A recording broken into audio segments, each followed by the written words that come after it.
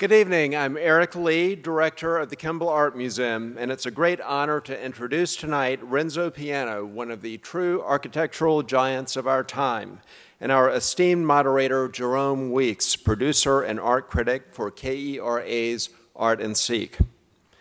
In North Texas, we are fortunate to have a core of seasoned pros who bring us insightful cultural coverage week after week. In this talented circle, our interviewer tonight is second to none.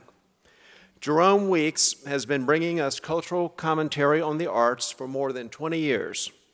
Today, as the producer of Art and Seek and as a reporter for KERA, he keeps us informed on the best in theater, music, and art. Many of you will remember him as the book columnist for the Dallas Morning News and, before that, as the paper's theater critic. Others of you will have heard him on Studio 360 or seen him on C-SPAN's Book Notes or the PBS documentary Sweet Tornado, Margot Jones and the American Theater. He has also published in the LA Times, the San Francisco Chronicle, and Newsday. Jerome earned graduate fellowships from Columbia and Berkeley and is a member of both the National Book Critics Circle and the American Theater Critics Association. Renzo Piano hardly needs introducing, especially here in Texas, where he designed three of the most architecturally distinguished and beloved buildings in the state: Houston's Menil Collection, the Twombly Gallery, and Dallas's Nasher Sculpture Center. Indeed, Texas considers Renzo Piano a favorite son, never mind the fact that he was born in Genoa and now divides his time between there and Paris, when not traveling around the world to his many projects. 7 years ago, the board of the Kimball Art Foundation selected Renzo Piano to add a companion building to architect Louis Kahn's masterpiece of 1972. Now, on the eve of the opening of the Piano Pavilion, it seems inconceivable that any other architect could have succeeded in going literally face-to-face with Kahn to produce the stunning pavilion that we see across the street, a building that, in what has been called an architectural conversation, echoes the Kahn building while reflecting the architect's own aesthetic convictions and the pulse of present-day architecture. Renzo Piano studied architecture in Milan, and in the 1960s worked for a brief time in Philadelphia with Louis Kahn. In the 1970s, Renzo became famous when he and Richard Rogers won the competition to design the Pompidou Center in Paris, which opened in 1977. Given time constraints, I'm not able to enumerate the stream of projects Renzo Piano has realized since the Pompidou Center, up to Europe's tallest building, the Shard in London, which he completed only last year. Nor am I able to recount the many hundreds of awards Renzo has received over the course of a nearly 50-year-long career, including the Pritzker Prize in 1998 and Italy's highest honor earlier this year, when he was made Senator for Life by the government of Italy. Instead, let me close this all-too-brief introduction with a simple thank you to Senator Renzo Piano, a brilliant architect who has given so much of himself to the Kimball Art Museum and the people of Fort Worth. I'd also like to take this opportunity to say another special thank you to our partners. This program is presented in partnership with KERA's Art and Seek, and the opening of the Renzo Piano Pavilion is presented by the Leo Pottishman Foundation and J.P. Morgan. Promotional support is provided by American Airlines, NBC5, and the Fort Worth Star-Telegram. And now please join me in welcoming Renzo Piano and Jerome Weeks.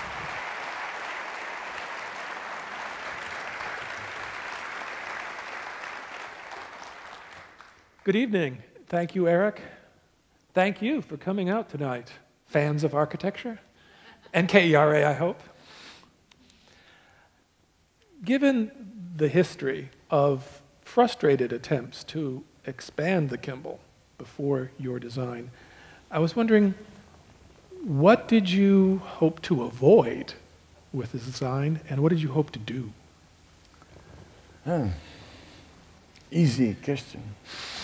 And very easy question.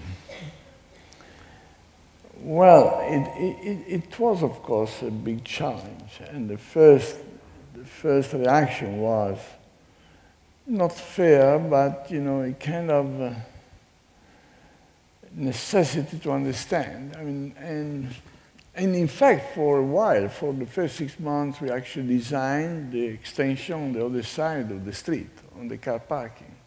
Actually, this is where we started from.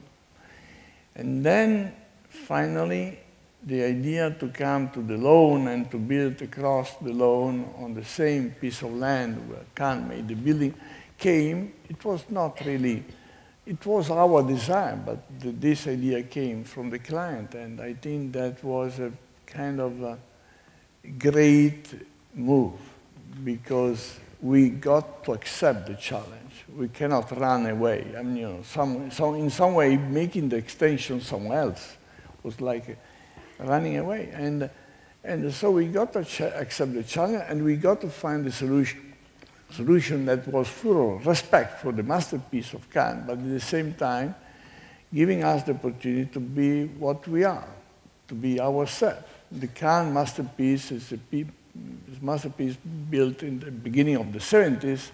This is in the new century, in the new millennium, is a different story. So we got to accept the challenge. And this was the beginning of the real game, you know, to understand what to do exactly. So I think that was the big move, when we finally accepted that we got to come to the lawn to make the extension. In addition to all of the museums you've designed, you practically have an entire career designing these kinds of things, additions, expansions, new wings, like the Morgan Library, the Art Institute of Chicago. And you've spoken about this as a conversation, but also as a question of respect and freedom. And it must have been different here because you were working with someone who called one of your masters. Yeah, well, of course. Well, just to start something, you know, some people believe that freedom, total freedom, is better than having obligation. And I think those people don't understand creativity. Creativity is actually much more interesting when you have obligation, when you have context, when you have something. I'm Italian, and I know that. I grew up in the country where those things happen all the time, and the cities are made by layers, one layer above the other layers. That's actually the beauty of cities. So we are used to that kind of game. You have something existing, and you have to add something else. And by adding something else, you don't have to destroy what is already there.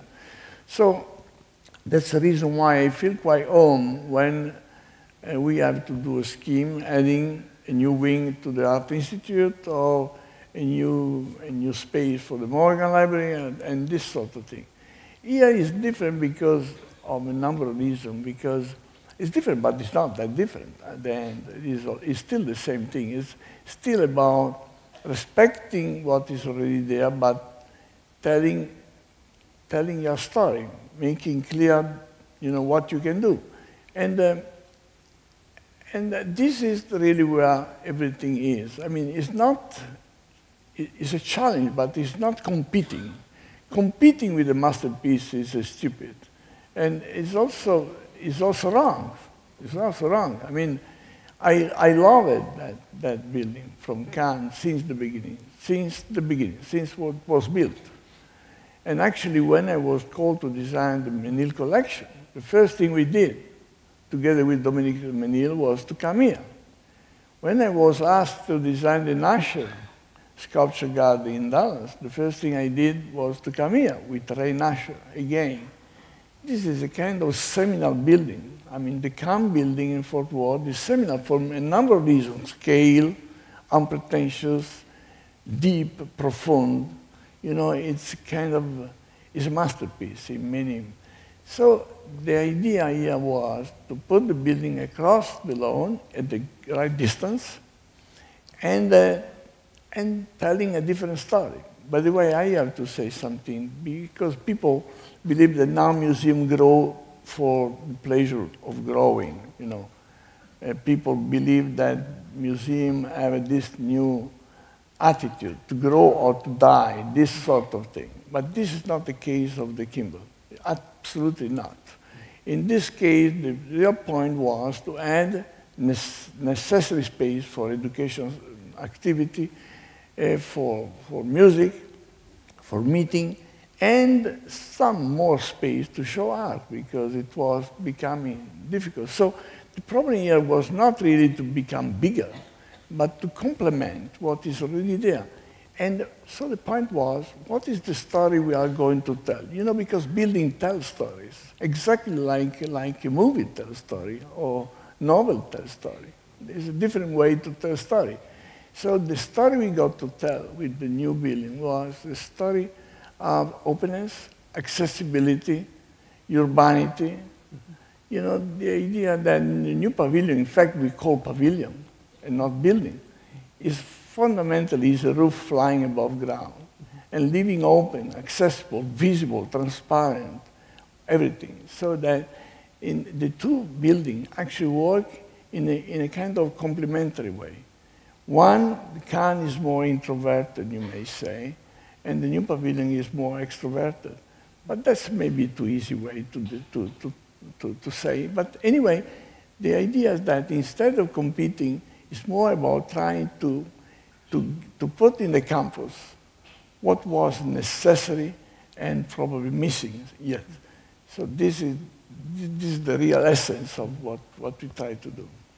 You mentioned the Menil, and I wanted to ask you about that because Eric referred to the Pompidou Center in Paris. And that's the famous inside-out building where all the conduits and piping and engineering is on the outside. And that opened in 1977.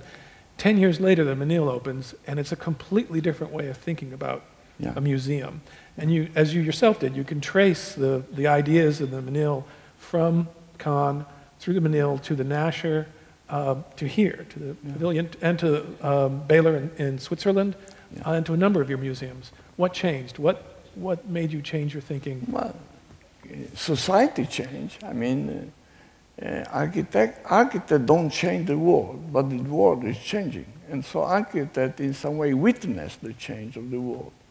You know, the Centre Pompidou, well, I was a young bad boy at that time.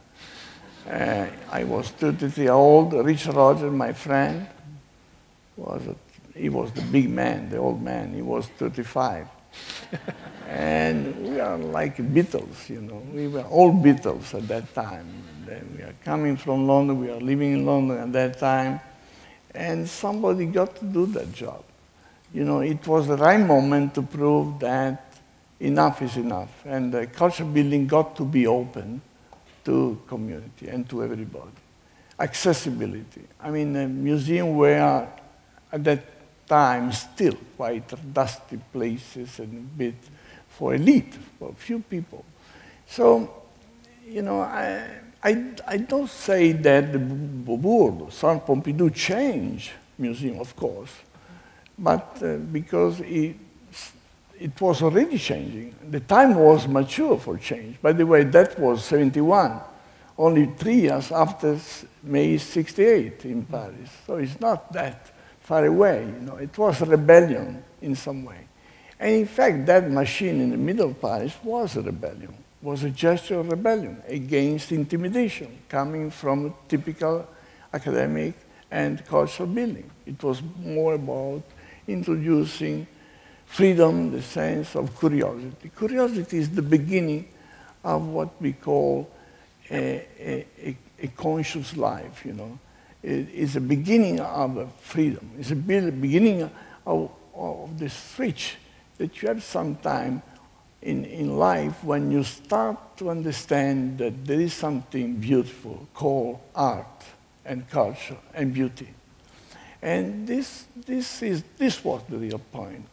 Let's open the building for art to everybody. And if you have to accept a little, how you call, compromise for that, you know, making a bit more popular, what is wrong about that? You know, and that was the necessity. So Beaubourg, I still call Beaubourg. The Centre Pompidou was actually built on the Plateau Beaubourg in Paris, so that's why we still call Beaubourg. But anyway, that was an inevitable job. Somebody got to do that dirty job, and we did. And then, actually, you know, architecture is great because every time is different. You have to be very stupid to do the same thing all the time. No, but you really have to be very stupid because normally everything changes. The place changes, climate change, condition change. The emotion you have to build is a different one. So coming to Texas, I mean, Paris was a place full of memory, maybe too much of memory, Paris. Well, Houston at that time was maybe a place without memory. So in some way we got to build that sense of memory. So the Menil collection was. So, by the way, this building in Fort Worth, the Kahn building was already there to do that job, to create a memory, sense of memory. That's why this building, the Kahn building, is so seminal, because it's the beginning of all that. So the condition was different. And then when you move to Bel Air in Basel, that's something else. Then you move somewhere else. Not just museum, by the way. I love to make a civic building. I love to make public building. I also love making building. That's my job. But I love especially public building because they are place of a civic life. A place where people share values. They stay together. And they build finally. Eventually, they build tolerance, the idea that you can share things and you can stay together. So I love that. But among a public building, a civic building, of course, I love particularly museum, because they are places where you celebrate the beauty. And beauty puts a special light in the eyes of people. Did you notice that? The people that understand beauty, are different people. They get a special light. They start to think in a more articulated way. And that's the reason why art and culture make people better people. And of course, museums make places better place to live and to stay. That's the reason why we have to do. And by the way, it's absolutely clear that art changed the world. It changed one person at a time, not all together. But it changed the world. So this is something that is so evident. Makes so evident why making museum is so important. But they are all different, all different. For some reason, they are all different. There's no one, single one, that is like the other one. One of the things that Kahn's building did was to introduce sunlight into a museum. The difference between the Kahn building and the Amon Carter is the Amon Carter is still essentially a sealed box. It doesn't want to let in light. And sunlight is the best thing to see art in and one of the most destructive things. But Kahn was able to let in some sunlight, and it's what you did with the Menil, with the leaves in the roof, and it's what you've done with the Nasher, with the oculi. It's what you've done here too. Every single museum, you seem to reinvent a way to introduce sunlight. Not because natural light is different. Natural light is natural. It's more organic. It's never the same, by the way. You notice that natural light means that it's never the same. I mean, you have clouds passing by, and you feel the beginning of the day, you feel the end of the day. You feel the difference. And artificial light is perfect. It's too perfect, it's too flat. But natural light brings some life in the space. And of course, what Kahn did here in the Kahn building is fantastic. He actually brought light inside to give life to the silky surface of the walls, of the concrete walls. And of course, bringing natural light inside the building makes the building more kind of natural. It's a kind of, and that's the reason why we did this at the Menil collection, but also because Dominique de Menil wanted natural light. And of course at Nashville, but not just there. We did at Chicago Art Institute, we did the Beyer Air Foundation in Basel, and many, many other times. And of course here. But the way we put light on the new pavilion here, in the Kimball Pavilion, is a different one. First, we tune the quantity of light inside by having louvers on the roof, above the roof. And those can open or And close. they can open. So they can tune the quantity of light. They always catch the light from north. That's what you have to do anyway. Because otherwise, if you catch light from south, you have a lot of trouble, because in the sunny days, much more than in a rainy day or but if you catch the light from north, it's basically the same. It's a bit less in the gray day, but it's still the same. But also the back of the louvers are actually solar cells. And because of that, and because we put 36 geothermal wells in the building, going down, we go down. Geothermal wells. We go down to find the deep water table, 450 feet down in the earth. And those little things, well, it makes a big difference, because that building consumes half energy than usual. It gives off energy? Half. We consume half the energy. Half, so much less. That is fine. I like the idea that in the land of oil, we save energy. This is awesome. Well, you've been wrestling with Texas sunlight since '87, since the Menil. Is it any particular quality of the Texas sunlight you have to deal with? There's a lot of it. Yeah, you mean in Texas, the light? Yes. Yeah, it's a fantastic light. It's a very powerful light.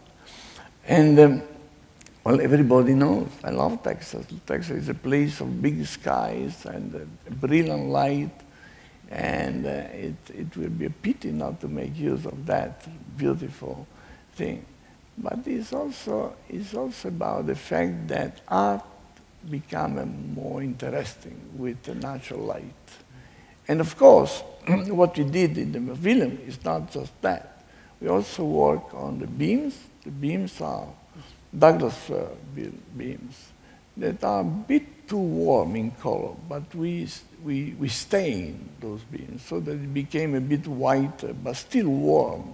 And then the floor, you notice, is white oak, and it's quite warm color. And so by doing this operation, the color of the light from the sky become warmer. It become a bit more organic, more interesting. And then, of course, the famous concrete wall. Hanging Caravaggio on the concrete wall, for me, is a great pleasure. I mean, it's fantastic, because the concrete wall gives a sense of strength to the volume. It's not really just the wick, it's not just the plastic, it's just painting. It's real, it's like stone. Concrete is like stone. And the concrete we are able to do here is fantastic. Thanks to everybody, because it was a teamwork, of course. It was not just the architect, but such kind of challenge, you have to do it. But it's the most beautiful concrete I think I've seen. It's just like silk. It's so smooth, it's so fine. Yes, it's a silky concrete, and it's something almost sexy when you touch. Well, Fort Worth now has 3 wonderful examples of concrete, the Kimball, the modern, and the new pavilion. They're all different, but they all have very refined treatments of concrete. Yeah. But you changed your mind. Originally it was going to be travertine, wasn't it? Well, we thought about everything. I mean, some people believe that when you design building, you know what you want. It's not really totally true. Yes, of course, you know what you desire, but the way you are to achieve that desire is not easy. So you have to be honest. You have to be loyal to the process. So you have to really to try. So we try everything. We thought about many, many different materials, including wood, including travertine, of course. But then I think that the decision to use concrete was a safe one. It was the good one. I have to say something, that to make a decision like that, you need a very good client. You need a client that trusts you, because it's very hard to explain and to prove that that was the right solution. Quite expensive, by the way, because if you want to make a good concrete, you need to pay a lot of attention.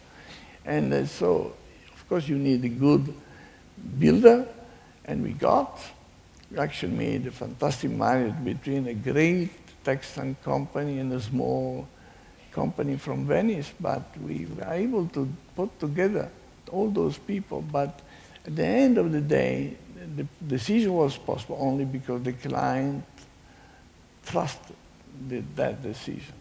And so the concrete came at a certain moment, but not because we were confused, but because this is what you have to do. You know, in making, you know, architecture is a very funny profession. It's a fantastic job, but it's a very dangerous one, because if you're wrong, you are wrong forever. No return, no return. It's not like writing a bad page and then you throw away and then you write again. But in architecture, when you understand that you are wrong, it's too late, and it's there forever. So and so that's the reason why you have to be extremely careful.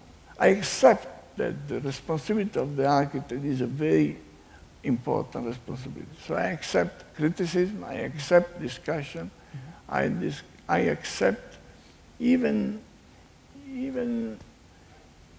sometimes hard discussion, irritating discussion. By the way, the only one good interest in the irritating discussion. The other one don't work. So you need that. But you also need, because then you are obliged to do a good job. And this is the reason why community should preserve them by pushing the architect to be good, and by challenging the architect. But then, to be good, you have also to go through a process of designing, redesigning, testing, making mock-up, making prototype. You know, we did many prototypes of this building. And by making prototype is when you make more safe the choice. So you reduce the number of mistakes you can do. Because by making a prototype, you understand more about the joint, about the pieces, how they come together. You test the light. Yeah, we have been testing maybe 10 times the kind of screen on the roof, the wood. We have been making prototype, building making with the builder, test and testing again, torturing people and ourselves. It's a struggle. Making architecture is a little struggle. It's actually quite a big struggle. But because it's about being sure that you are not wrong. In all of that, I have to ask you, when I first met you 2 years ago, you told me that Louis Kahn was the stubbornest man you ever knew. Are you a stubborn man? Sorry? Stubborn? Stubborn. Oh. Yes, but to be stubborn is not enough. It's not to be stubborn is not enough. No, he was a stubborn guy, of course. I'm a stubborn guy, but it's not enough. You have to be stubborn, but you have to be, in the same time, light. Because you have to be stubborn, but you have to listen. The art of listening is a very difficult one. I mean, of course, being obstinate is good, because obstination is part of the story. You need that obstination. But if you are obstinate on the wrong thing, it's terrible. You understand that? So you have to pay a lot of attention to what you are thinking. So lightness is a good companion of obstination, because you need to be able to understand people, to have a dialogue. And by the way, listening doesn't mean that you have to be obedient. Listening means that you have to understand. So there are two kind of things you need: obstination and sense of lightness. In other words, intelligence may be heavy or light. And the heavy intelligence is, of course, as you know, terrible. The heavy intelligence goes wrong. But the light intelligence is made in the same time by obstination and the capacity to understand and loyalty to the process. And by the way, participation, that is what we talk about with clients, with people, is a fantastic thing, because it's not really persuade people or clients, but it's to find the right thing to do. You know, participation, dialogue, discussion makes scheme project better project. And this is something different from trying to make participation to persuade people. That's something wrong. It's very important to understand. And all this has to do with obstination, stubbornness, but also the sense of understanding. I was reading a writer writing about you, and he said that perhaps more than an architect, you are an artist inventor. And he pointed out that in every building you design, you often put in some new piece of technology, something new, like the photovoltaic louvers here and the floors, the breathing floors in the galleries. I was thinking of the California Academy of Sciences and its famous green roof. And just last month I read that your workshop had come out with a design of a twin prop turbine, wind turbine, yes, that's sure. designed on the aerodynamics of a dragonfly. I love that, yes. I was wondering if you could talk about that a little bit. I don't know where this comes from. I guess from my family. I grew up in the family of builders, a small builder. And when I was a child, I used to go on site with my father. And believe me, there's a kind of magic in standing or sitting on the site and watching the miracle of construction. So since ever, I found construction was my real passion. I just wanted to become architect to do the opposite of what my family wanted me to become, you know, typical thing. When you are 18, you find yourself by rebellion, so I did that. But then I grew up with this idea that construction is magic. There is a poetry in construction. There is a beauty. It's not true that technology comes second, third. So by growing up then, I understood that technology is great, invention is great, but art is great. And architecture is art. It's an art at the frontier between art and construction and science, technology, but it's art. It's about memory. It's about the sense of illusion. It's art. But also you grow up even more and you understand that architecture is about society, it's about community. It's about utopia. It's about the funny idea that you have to change the world. It's about militants sometimes. Militants, being, you know, kind of desire of change things. So in reality, architecture is a combination of those three things coming together. It's art, it's technology, it's a science, but it's also civic life. It's about changing cities, about making buildings that change cities and make cities a better place to live and to stay. So in all that, of course, there's a lot of space for invention. Actually, I think that you have to be an inventor, but it's not enough. I mean, so, you know, I started my career like a builder. Then I grew up more and more by mixing all those things. No, I don't know where I am, but anyway, it's very complicated. It becomes more and more complicated. But one thing is for sure, architecture is one of the most complex art you can think about, because it's practical, it's very materialistic, it's about building, making building, but at the same time it's so spiritual, because it's about the world, it's about desires. You know, architecture is about answering needs, but also answering desires. And this is a very important element. And if you do the one without doing the other one, you are in trouble. But of course, at the end of the day, you have to be a good builder. You need to know how. But you know, this is also true for everybody. If you are a good pianist, you have to know how much of force you put on the fingers. You need the technique. Let's talk about technique instead of technology. Technique is the Greek word that immediately gives a better sense to the poetry and to the beauty of technique.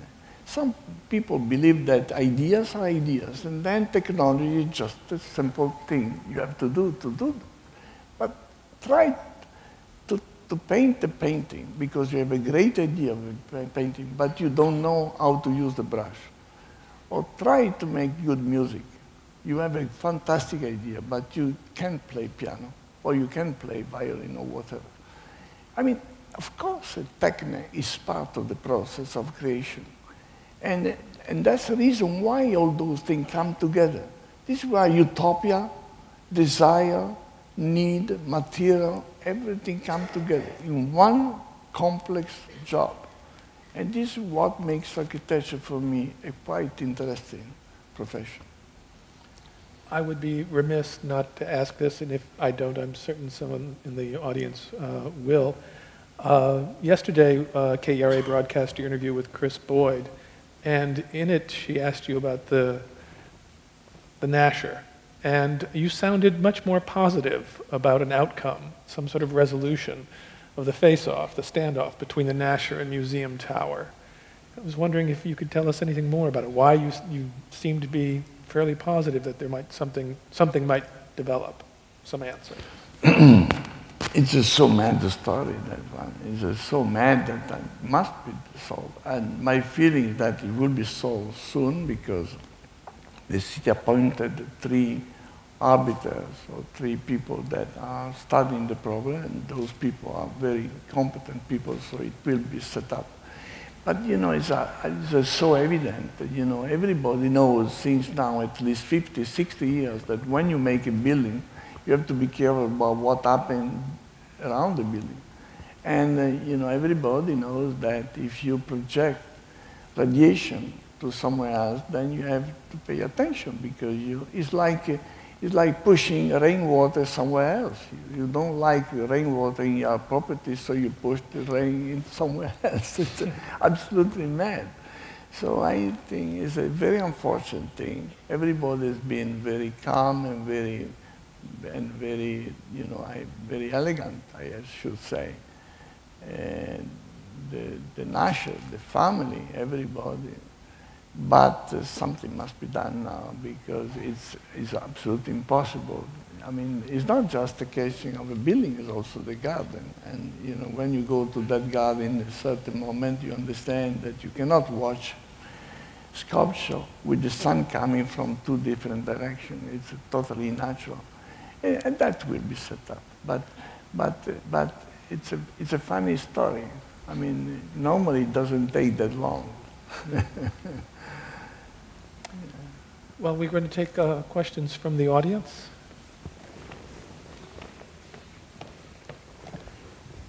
Thank you.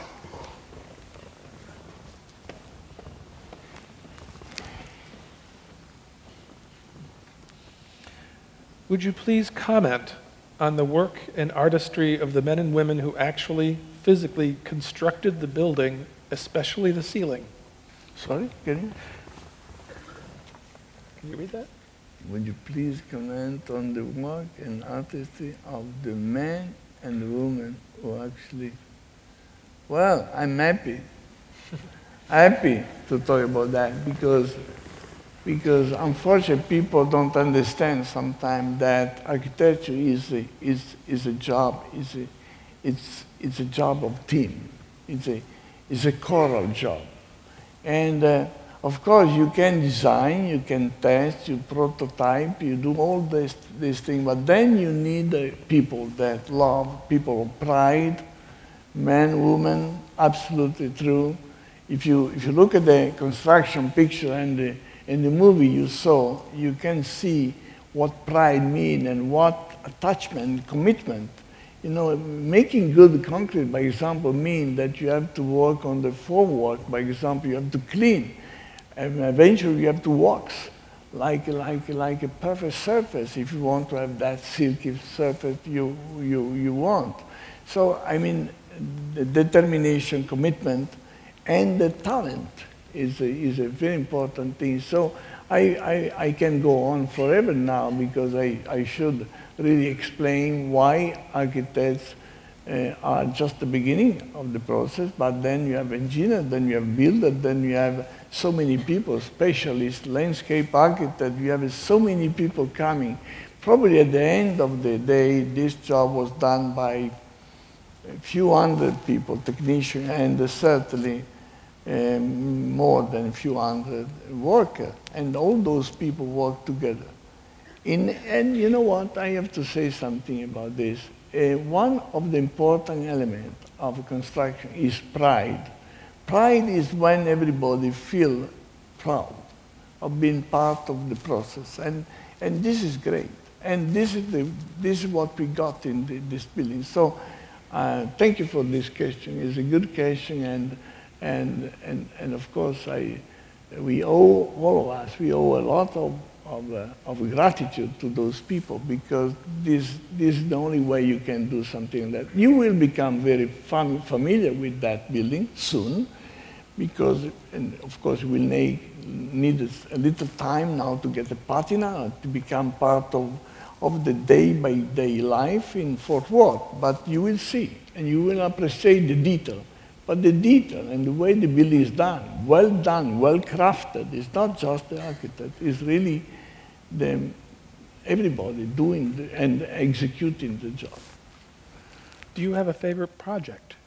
A favorite? A favorite project? That's really a difficult question. It's like asking a mother which one is the child you prefer. You know, the favorite project is always the last one, is the youngest one. It's the one that need more attention. But you know, that's a good question, because they are like children building, and I never go away. You know, tomorrow I will go to Dallas for a while to see the Nasher. Then Friday, before going back to Paris, I will go to Houston to see the Menil. I keep visiting, I keep watching, because you know what, building need to be happy. And to be happy, they need love.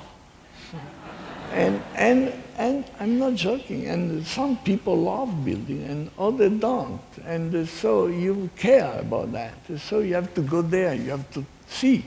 And I spend my time making long lists like this. And then I send letters. And I care a lot. So it's a love story. Making building is a love story. Thanks God, sometimes you have to stop, otherwise they become too many. But what challenges did you face when you first became an architect? What challenge? Challenges. I think for a while I was really more than architect. I felt myself like a builder. I'm exploring, by example, exploring lightness. I don't know for what reason I prefer lightness to heaviness, but anyway, lightness is something very interesting. Probably because fighting against gravity is a mad idea, but it's quite interesting, you know. Fighting against gravity. Gravity is the very stubborn law of nature. If you have to fight something against something, fight against gravity.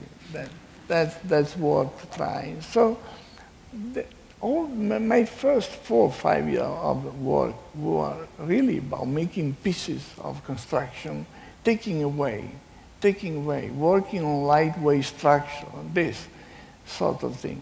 But working on basic shelter, you know, because from time to time as an architect, you have to go back to the origin, and you have to think that architecture, finally, is the art of making shelter for human beings.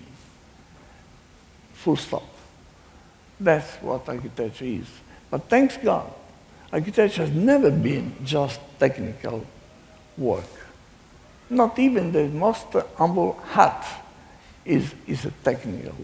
Architecture has always been expressing, celebrating something, yourself, your place, your house, your essence. So architecture, it's really that sort of funny thing. With the digital tools, computers are becoming increasingly prevalent.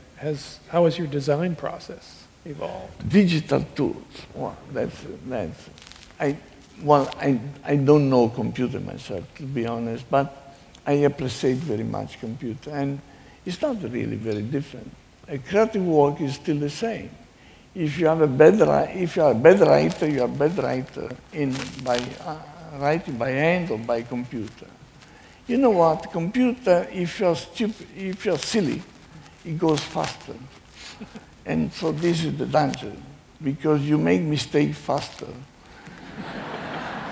but if you're good, you make good things faster. So it's almost independent, you know. Computers are like a tramway. You take the right tramway to go where you have to go. If you take the wrong one, then you are in the wrong place. So it's an instrument. I think it's a great instrument. Computers are making things so more easy, and also trying, testing, and testing many different solutions, and communication. Everything is fine, except that it goes so fast that you have less time to think. And sometimes people fall in the trap that computers do the job. But computers are not doing the job, like in many other things. So if you don't fall in that trap, I think computer age is fantastic age. This is such a basic question, I never would have thought of asking it. What do you think about your building? This building? Yeah, what do you think about your building? The building we designed? Yeah. You should never ask that. I think it's fine. I think it's fine. We just need, you know what happened? That architects in some way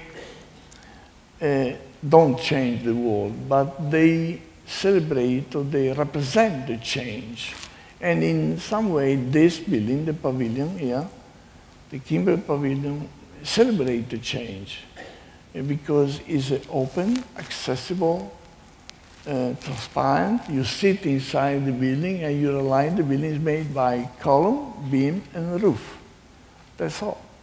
And so what the architect does, it doesn't change the world, but it materializes the change. And this is something that happened to me a number of times, not just at Centre Pompidou a long time ago, but more recently we are building, for example, the new campus for Columbia University in New York on West Harlem. That is a big revolution, it's a big change. You know, in some way, when the wall in Berlin went down, then we were there to build in Potsdamer Straße in Berlin. But architects celebrate, even in Chicago, the artists, or in San Francisco, the California Academy of Science, it's celebrating a change, a revolution. So in some way, it takes always a bit of time for architecture to become adopted and used and loved by everybody. So this building will probably need a little time to have a patina. Also, we need the trees to grow. They are fantastic, those trees. The elm are exactly the same one we got before in the same place, and they will grow very fast.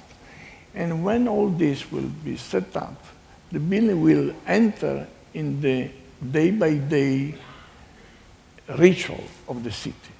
And this is when the building will become loved.